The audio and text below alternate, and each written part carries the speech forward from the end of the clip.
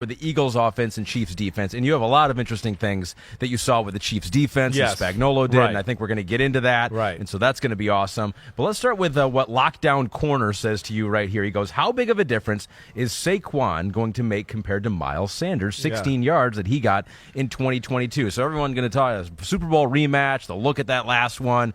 A lot of things still apply, a lot of the same characters there, and the Eagles' dominance, big guys, offensive line. The running game and Saquon Barkley as an X factor this time around for Philadelphia. I mean, first off, it's not comparable, right, compared to Miles Sanders in the first time around. Saquon Barkley's a Hall of Famer. He's a first ballot Hall of Famer. Miles Sanders, right, is what, only a year younger or 2 years younger than Saquon Barkley? Excuse me, and he's going to be fighting for his NFL life, basically, here for the rest of his career, the next 2 or 3 years. So it is a huge difference. Saquon Barkley, you saw the first page of my notes. Is this the best big play run team ever? I mean, ever. I'm not saying that lightly. This is me, football historian, who's like obsessed with the sport. I don't know if I've ever seen a team be able to produce 50 and 60 and 40-yard runs at the capacity the Philadelphia Eagles do. Let alone, here's the other thing, too, to lock down CB. Mm-hmm. This O-line, I think, is better now than it was then 2 years ago, right? I just think it's in the run game, it's just a little bit more dominant altogether. And I think there's a little more emphasis as a whole offensive unit on their run game this time around. Last time around, let's not forget, their passing game was pretty damn good too, right? Mm-hmm. And that's where, people were telling me Jalen Hurts was the best quarterback in football, and I'm going, damn, hold on, he's really good, but I'm not ready to go that crazy, right? But it was really an effective part of their offense. So that's what's different about this Super Bowl. That's what's going to be fun to break down as we go along here in this segment, too, is just that the Chiefs are going to have to worry about stopping the run more than they did the first time around, right? Because the Eagles are better at running than the first time around, but lesser at passing. The Chiefs are, I think, probably a little lesser at stopping the run this time around than last time around, right? But not a whole lot worse.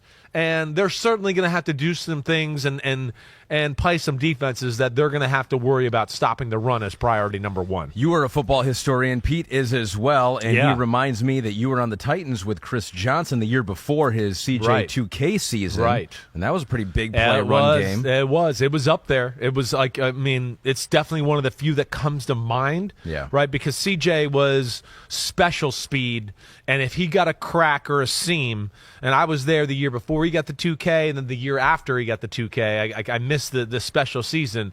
But yes, he was capable of, there's a crack, or we got the corner sealed, they got the edge sealed, watch out, he's going to turn the corner and see you later. It's him, Adrian Peterson. I feel like there was a few years that were similar to that.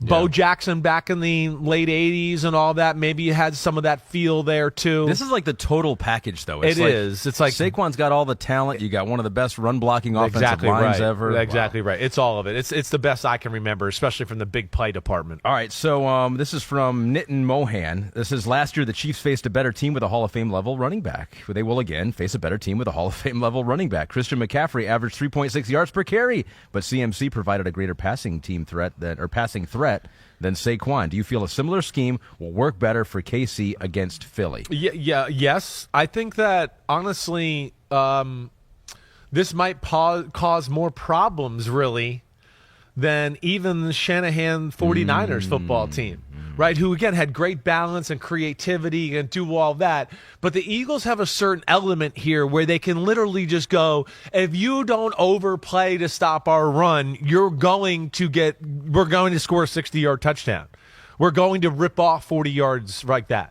And as awesome as McCaffrey and the 49ers were all that last year, they couldn't just impose their physical will on you to that capacity. Okay, that's where it's different. Let alone the 49ers receivers they're not on the same level as this Eagles receivers.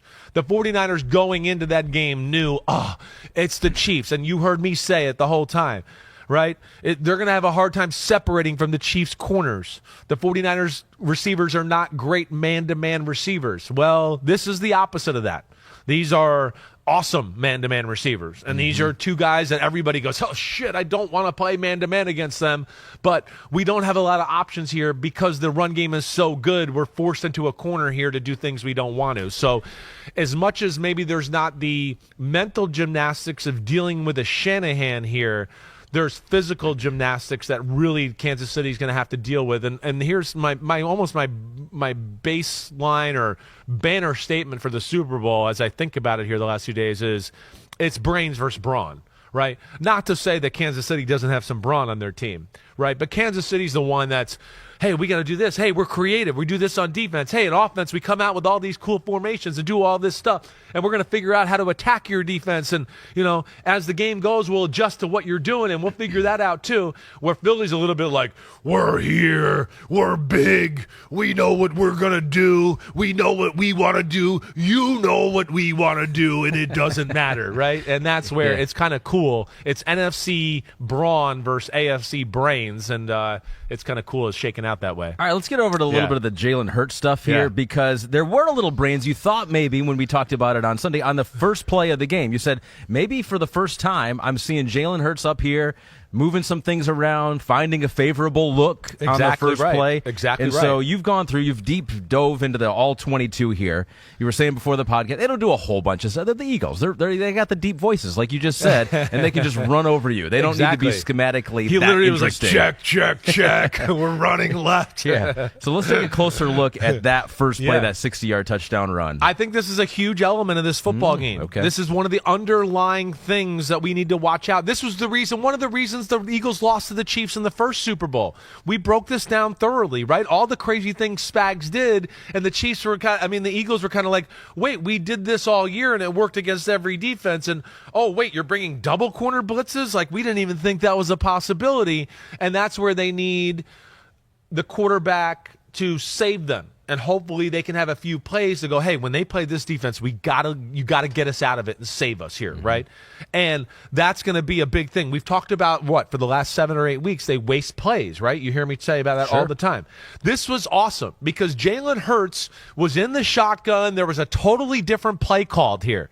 And he got up to the line of scrimmage, and as he was getting close to go like Blue 45 said hut, he realized – like something went off in his brain. He went, oh, shit, this is the look the coaches have been telling me about all week to get to this special toss play to Saquon. And why does he do it? Well, it's a five-man front, okay? But five-man front, too, where the shade nose is kicked to the weak side, to our right here, right? And then the weak side linebacker, Luvu's on the back side there, kind of there for maybe the quarterback keeping the ball if they stayed in the shotgun formation. But they didn't stay in the shotgun formation. So now he's not only in this formation where he goes, wait, we got basically like almost 4 people to the backside of the center. And if we want to run it left, they're going to be in a tough spot because Bobby Wagner's almost head up with the center as the middle linebacker there. But add into that, now they're going to motion Devontae Smith across the formation because they know it's man-to-man, and they're going, hey, let's get one more guy out of the way of where we want to run, right? And put one more guy on the weak side of the play where we're going to run over here, and you're going to have 5 or 6 guys totally on the opposite side of the field. Numbers advantage to us. So they get to that, let alone it's the right scheme and how they get to it with the weak side people. I think we got one more shot here, right? Pete, as you see, he goes in motion. Okay, you could see that